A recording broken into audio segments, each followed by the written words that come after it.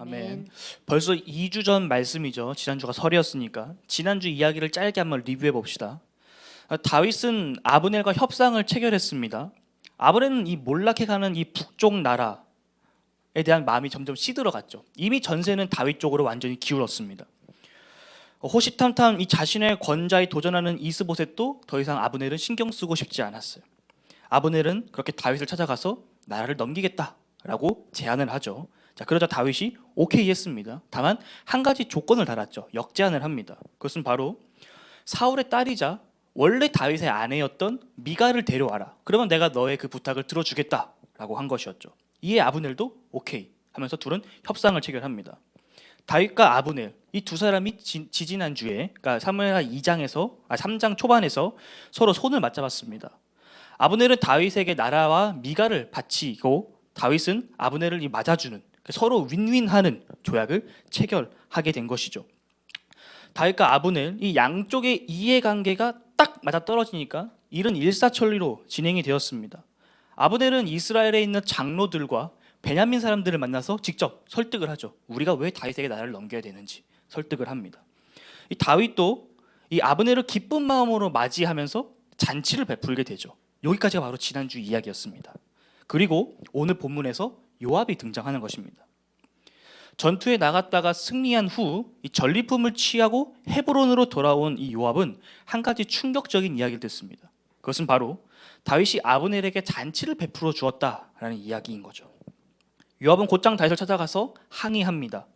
전쟁 중인 나라의 이 상대 나라에 우두머리가 자기 발로 스스로 왔는데 어떻게 그냥 보내줄 수 있느냐라고 따지는 거죠. 그리고서 요압이 급히 사람을 보내서 아브넬을 도로 헤브론으로 부르고 요압 자신이 직접 칼로 아브넬을 죽인 사건이 바로 오늘 본문의 사건입니다. 이러한 요압의 갑작스러운 개입으로 인해서 다윗과 아브넬 사이에 있었던 이 협상은 물거품이 되어버렸어요. 자, 여기서 우리는 한 가지 질문이 생깁니다. 도대체 요압은 왜 아브넬을 죽인 것일까? 라는 질문이 생기죠. 무엇이 아브넬을 급히 불러서 살해할 만큼 요압의 마음을 움직였을까라는 질문이 생깁니다. 성경에 표면적으로 드러난 아브넬 살해 이유는 크게 두 가지입니다. 두 가지. 첫 번째는 아브넬이 다윗의 나라를 염탐했다라고 요압이 주장합니다. 요압이 다윗을 찾아가 항의한 내용은 필시 아브넬이 찾아온 것은 이 나라를 넘기겠다는 협상에 포장된 그의 그 더럽고 간사한 속마음이 있다라는 거죠. 그것은 다윗을 염탐하고 정보를 빼내어서 이제 다윗을 공격하기 위한, 다윗의 나라를 공격하기 위한 그런 어떤 하나의 계략이다라고 말합니다. 이 군인인 요압의 시선에서 충분히 그렇게 생각할 수 있겠다 싶습니다. 더군다나 지금 두 나라는 전쟁 중의 상황이 더더욱 상황이 그러하죠. 요압의 주장은 마냥 설득력이 없는 허무맹랑한 이야기가 아닙니다. 충분히 가능성이 있는 이야기죠.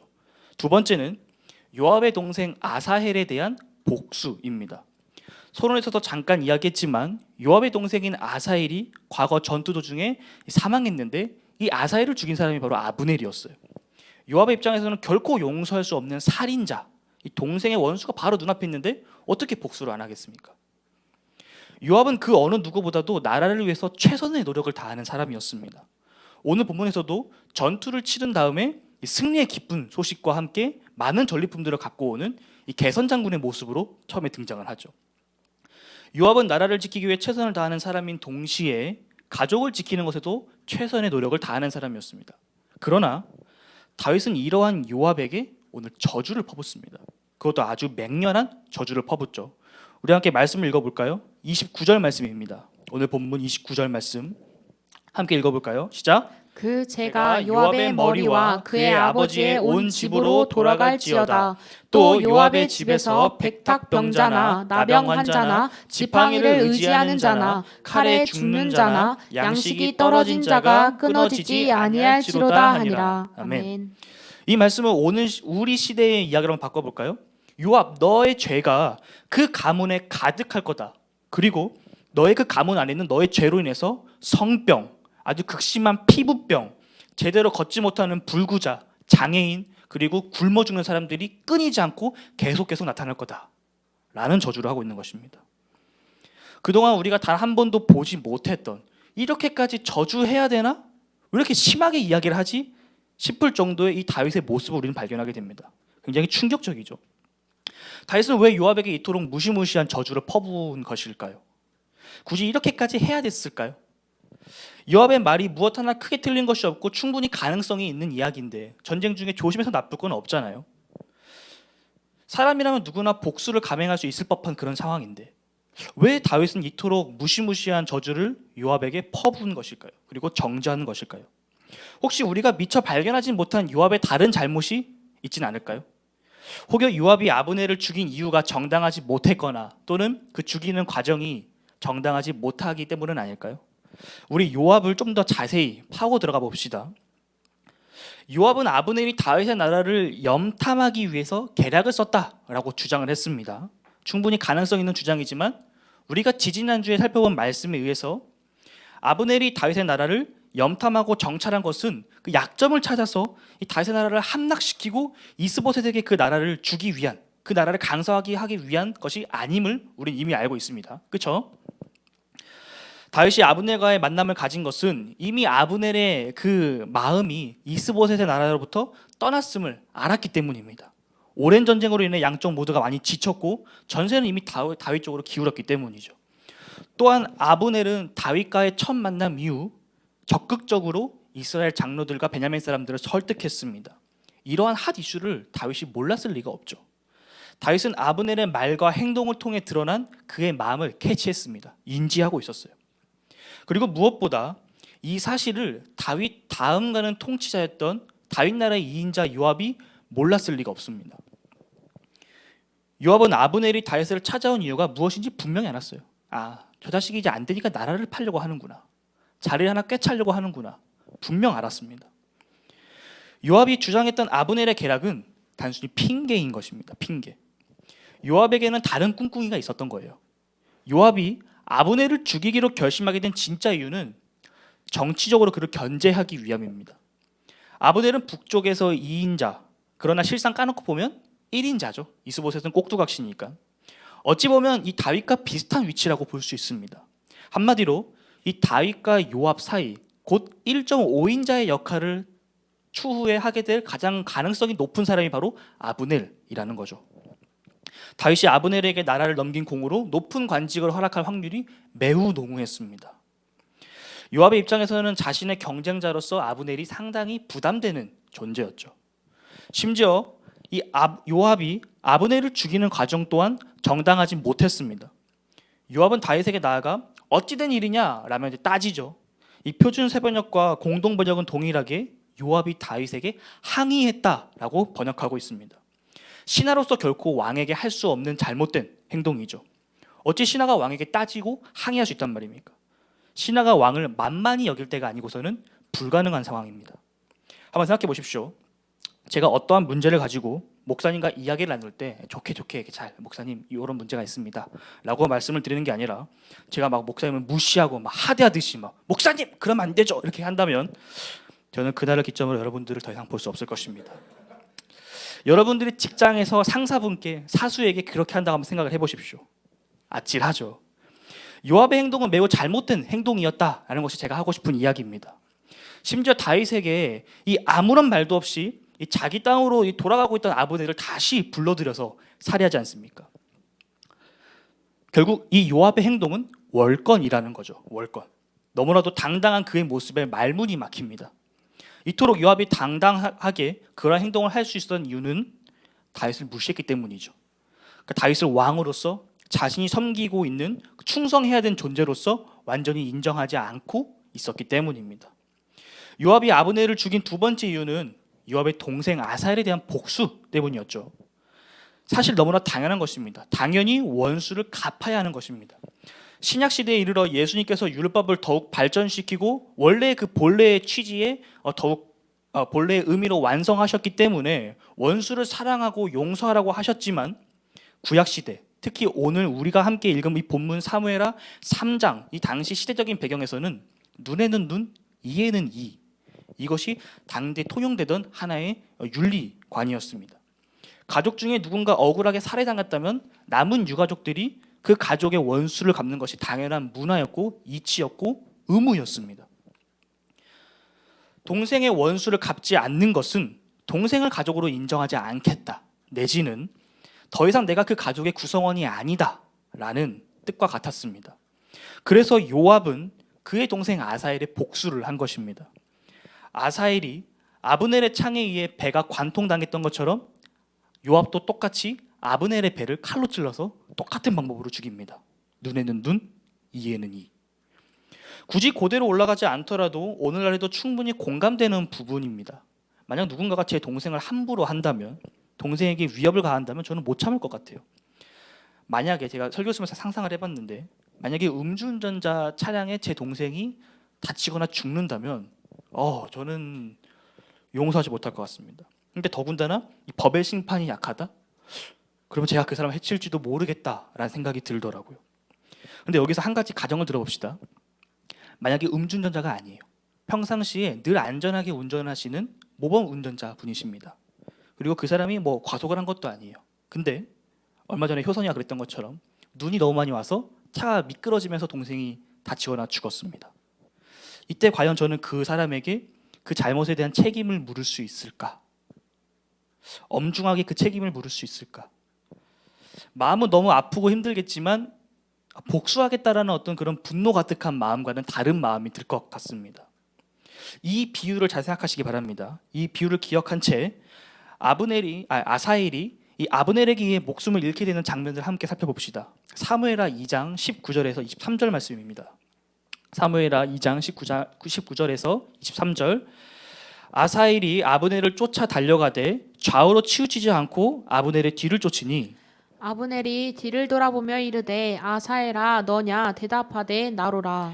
아브넬이 그에게 이르되 너는 왼쪽으로나 오른쪽으로나 가서 청년 하나를 붙잡아 그의 군복을 빼앗으라 하되 아사엘이 그렇게 하기를 원하지 아니하고 그의 뒤를 쫓음에 아브넬이 다시 아사엘에게 이르되 너는 나 쫓기를 그치라. 내가 너를 쳐서 땅에 엎드러지게 할 까닭이 무엇이냐. 그렇게 하면 내가 어떻게 네 형 요압을 대면하겠느냐 하되 함께 읽겠습니다. 그가 물러가기를 거절하매 아브넬이 창 뒤 끝으로 그의 배를 찌르니 창이 그의 등을 꿰뚫고 나간지라. 곧 그곳에서 엎드러져 죽음에 아사엘이 엎드러져 죽은 곳에 이르는 자마다 머물러 섰더라. 아멘. 2장 말씀을 통해 우리는 아브넬이 아사엘을 죽이고 싶어서 죽인 것이 아님을 발견하게 됩니다. 그렇다고 그 행동이 선하다는 것은 아니지만 어쩔 수 없는 상황이었다라는 것을 우리는 발견하게 됩니다. 전쟁 가운데 아브넬이 도망치자 아사엘이 그 뒤를 쫓습니다. 그리고 아브넬은 그러한 아사엘을 말립니다. 2번이나 말립니다. 심지어 자신이 아사엘을 죽이면 그의 형 요압을 볼 낯이 없다라고까지 이야기합니다. 그럼에도 끈질기게 따라붙자 아브넬은 어쩔 수 없이 창 뒤끝으로 이 아사엘을 찌릅니다. 이 창의 날카로운 부분으로 찌른 것이 아니라 창 뒷부분, 그러니까 손잡이 부분으로 아사엘을 찌른 거죠. 칼로 치면 이 칼날 부분으로 벤 것이 아니라 칼등 부분으로 이렇게 친 것입니다. 이 아브넬은 아사엘을 죽이지 않기 위해서 나름의 노력을 한 사람이었어요. 아브넬이 할 수 있는 모든 방법을 동원해서 자신이 죽을 수 있는 상황임에도 불구하고 이 아사엘을 살리려고 했습니다. 그러나 그럼에도 불구하고 아사엘이 죽음을 맞이하게 된 것입니다. 성경은 피해 보복에 대해서, 이 복수에 대해서 다음과 같이 말합니다. 민수기 35장에는 살인자와 도피성에 대한 이야기를 담고 있는데 악의를 가지고 또는 고의적으로 누군가를 살해한 사람은 당연히 피해 보복을 당해야 하지만 부지 중에 혹은 실수로 사람을 죽인 사람에 대해서는 어느 정도 보호를 해 주었습니다. 그 보호책이 바로 도피성이죠. 아브넬의 경우 고의적으로 악의적인 살인이라고 보기 좀 어렵습니다. 아사엘을 죽이지 않기 위해서 그가 할 수 있는 나름의 노력을 다했기 때문이죠. 심지어 당시 상황은 전쟁 중인 상황이었습니다. 일반적인 상황에서의 죽음이 아니라는 거죠. 전쟁에서 죽고 죽이는 이 문제에 피해 보복을 적용시키면 아마도 이스라엘에서 살아남을 수 있는 사람은 아무도 없을 것입니다. 서로를 향한 보복으로 멸망했을 거예요. 전쟁은 예외 상황인 것이죠. 그리하여 요압의 상황 이후에 등장하는 27절 본문 말씀은 요압의 행동을 요압의 시선에서 설명합니다. 자기 동생 아사엘의 피 때문에. 하지만 이후 28절과 29절에 기록되어 있는 다윗의 행동 뒤에 등장하는 30절은 다윗의 시선으로 분명하게 아브넬이 기브온 전쟁에서 자기 동생 아사엘을 죽인 까닭 때문이라고 설명합니다. 시선을 바로잡아주죠. 요압은 동생의 죽음을, 자기 내면에 있는 분노를 마음껏 표출하면서 정당한 것처럼 포장하고 있습니다. 심지어 요압이 아브넬을 죽인 장소가 어디입니까? 오늘 본문에서 아브넬을 어디로 다시 데리고 오죠? 헤브론이죠. 헤브론. 헤브론은 도피성이었어요. 민수기 35장 24절에서 25절 말씀을 보면 피의 보복을 할 때는 감정적으로 하지 말고 법적인 절차를 따르되 도피성에서는 보복을 할 수 없다라고 분명히 말하는데 요압은 이를 완전히 무시합니다. 결론적으로 요압의 이러한 무대뽀적인 행동은 단순히 자기가 하고 싶은 것, 자기 감정에 따라 행동한 것, 그 이상의 의미를 가지고 있는 것입니다. 다윗 왕의 명령에 불순종한 것, 그 이상의 의미를 가지고 있는 거예요. 요압은 하나님께서 이스라엘 백성들에게 주신 말씀, 곧 율법을 노골적으로 지금 무시하고 어기고 있는 것입니다. 자기 감정과 자기 기분에 따라 행동했던 사울과 지금 똑같이 행동을 하고 있는 거죠. 요압의 목소리는 그 어떠한 대의 명분도 없었습니다. 그저 전쟁에서 잃은 동생에 대한 슬픔이 일으킨 복수였고, 그 방법은 하나님의 말씀을 완전히 무시한 방법, 그저 잔인한 살인에 불과했습니다. 제 아무리 목적이 올바르다 하더라도 그것을 이루는 수단과 방법이 잘못되었다면 그것은 결코 칭찬받을 수 없습니다. 우리가 어떠한 일을 할 때 우리 마음에 이러한 요압과 같은 마음들이 불쑥불쑥 찾아 올라오곤 합니다. 어떻게든 명분을 끼워 맞춰서 내가 하고자 하는 그 방향대로 어떠한 것을 선택하고 행동하려고 하는 마음들이 우리 안에서 자주 일어납니다. 그런데 그 마음과 행동이 다른 이에게 상처가 된다면, 그 마음과 행동이 올바른 수단과 방법이 아니라 그 결과가 다른 누군가의 눈물과 분노를 일으키는 것이라면 차라리 안 하는 이만 못한 결과가 아닐까 생각을 해봅니다. 기독교의 유명한 인플루언서가 이런 말을 하더라고요. 그리스도인은 참는 자가 아니라 찾는 자다. 찾는 자. 요압처럼 분노가 가득할 때, 내가 어떠한 것, 불의한 것을 이루고자 하는 열망으로 가득할 때 그것을 꾹꾹 눌러 참는 것이 아니라 주님을 찾는 자가 돼야 된다라고 말합니다. 요압이 주님을 찾아 자신의 분노와 이 슬픔을 토로하였다라면 오늘 본문은 어떻게 변했을까요? 만약입니다만 요압이 자신의 힘을 의지한 채 복수하지 않았더라도 아브넬이 먼저 요압을 찾아와서 아사엘을 죽인 것에 대해서 사과하지 않았을까요? 아니면 하나님께서 그에 합당한 어떠한 것을 허락하지 않으셨을까 생각해 봅니다. 오늘이라는 하루를 살아가는 우리 모두에게 주님을 찾는 은혜가 있기를 소망합니다. 우리 안에 요압과 같은 그런 마음들이 불쑥불쑥 찾아 올라올 때 주님을 찾는, 반대로 은혜와 감사의 순간 또한 그저 스쳐 지나가는 것이 아니라 기억하고 주님을 찾는 우리 복음 안의 세교의 모든 성도님 되시기를 주님의 이름으로 축복합니다. 요압을 봤으니 이번에는 요압과 반대되는 다윗을 살펴봅시다. 28절에서 37절까지입니다. 그 후에 다윗이 듣고 이르되 내레 아들 아브넬의 피에 대하여 나와 내 나라는 여호와 앞에 영원히 무죄하니 그 제가 요압의 머리와 그의 아버지의 온 집으로 돌아갈지어다. 또 요압의 집에서 백탁병자나 나병 환자나 지팡이를 의지하는 자나 칼에 죽는 자나 양식이 떨어진 자가 끊어지지 아니할지로다 하니라. 요압과 그의 동생 아비새가 아브넬을 죽인 것은 그가 기브온 전쟁에서 자기 동생 아사엘을 죽인 까닭이었더라. 다윗이 요압과 및 자기와 함께 있는 모든 백성에게 이르되 너희는 옷을 찢고 굵은 배를 띠고 아브넬 앞에서 애도하라 하니라. 왕이 창녀를 따라가 아브넬을 헤브론에 장사하고 아브넬의 무덤에서 왕이 소리를 높여 울고 백성도 다 우니라. 왕이 아브넬을 위하여 애가를 지어 이르되 아브넬의 죽음이 어찌하여 미련한 자의 죽음 같은고 내 손이 결박되지 아니하였고 내 발이 착고에 채이지 아니하였거늘 불의한 자식의 앞에 엎드려짐 같이 내가 엎드려졌도다 하매 온 백성이 다시 그를 슬퍼하여 우니라.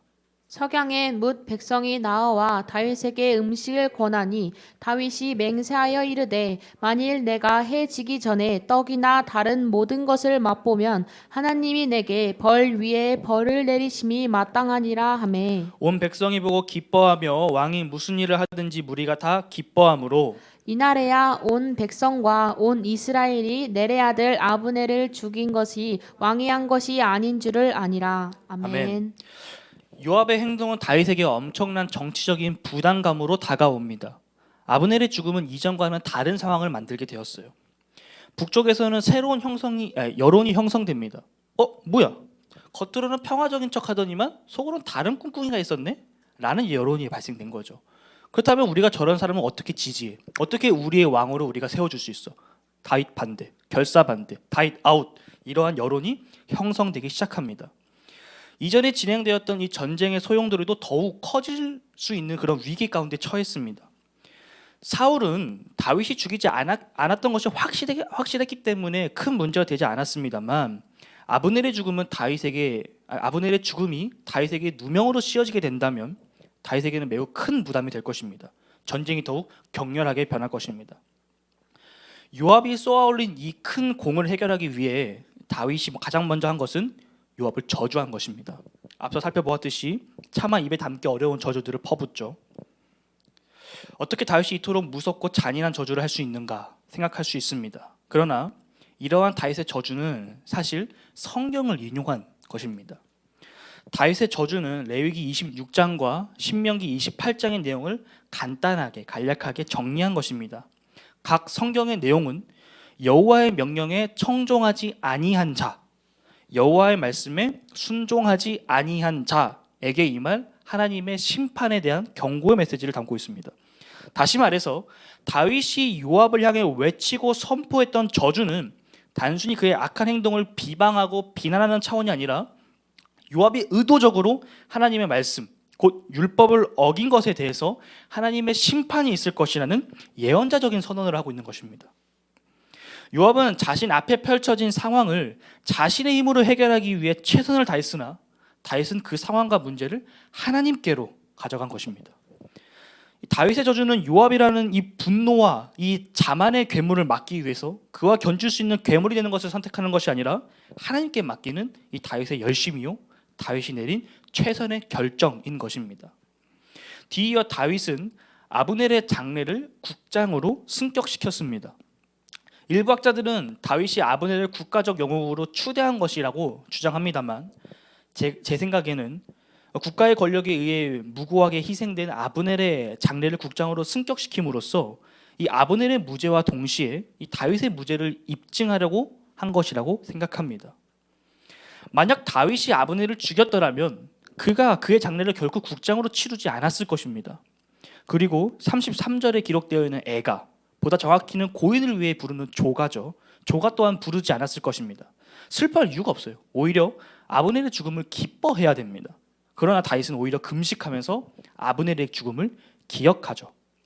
아브넬의 장례식에 한 가지 더 특이한 점이 있는데 그것은 다윗이 요압과 그의 추종 세력들을 아브넬의 장례식장에 강제로 참여시켰다라는 것입니다. 이 막장 드라마에서나 볼 법한 내용이죠. 살인자가 피해자의 장례식에 방문한. 여기에서 다윗의 정치적인 계산이 들어가 있습니다.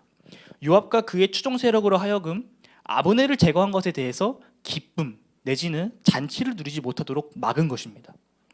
요압의 행동이 잘못되었음을 몸소 체험할 수 있게끔 상황을 만든 것이죠. 다윗의 이러한 행동들은 사람들에게 큰 충격을 주었습니다.